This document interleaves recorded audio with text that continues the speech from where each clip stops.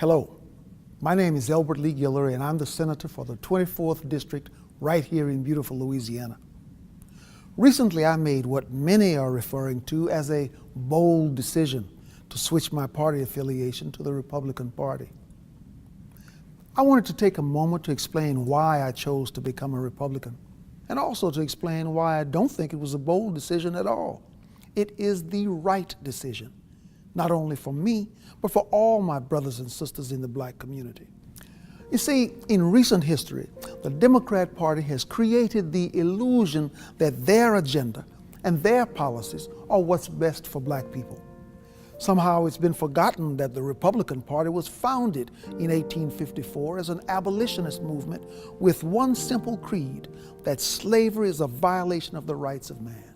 Frederick Douglass called Republicans the party of freedom and progress, and the first Republican president was Abraham Lincoln, the author of the Emancipation Proclamation.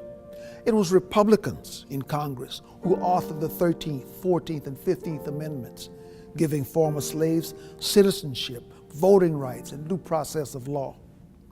The Democrats, on the other hand, were the party of Jim Crow. It was Democrats who defended the rights of slave owners. It was the Republican President Dwight Eisenhower who championed the Civil Rights Act of 1957. But it was the Democrats in the Senate who filibustered the bill. You see, at the heart of liberalism is the idea that only a great and powerful big government can be the benefactor of social justice for all Americans. But the left is only concerned with one thing: control. And they disguise this control as charity. Programs such as welfare, food stamps, these programs aren't designed to lift black Americans out of poverty.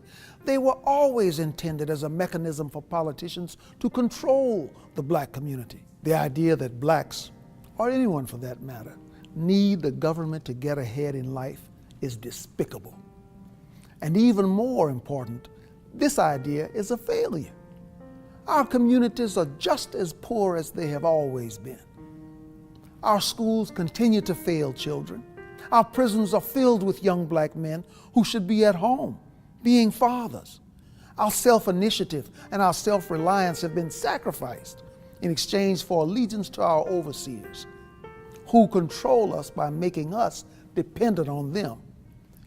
Sometimes I wonder if the word freedom is tossed around so frequently in our society that it has become a cliche. The idea of freedom is complex and it's all-encompassing. It's the idea that the economy must remain free of government persuasion. It's the idea that the press must operate without government intrusion. And it's the idea that the emails and phone records of Americans should remain free from government search and seizure. It's the idea that parents must be the decision makers in regards to their children's education, not some government bureaucrat. But most importantly, it is the idea that the individual must be free to pursue his or her own happiness, free from government dependence and free from government control. Because to be truly free is to be reliant on no one other than the author of our destiny.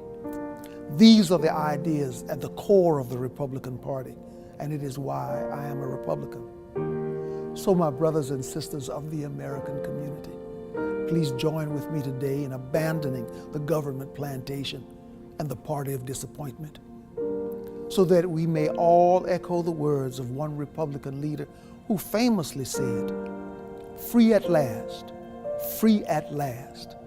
Thank God Almighty, we are free at last."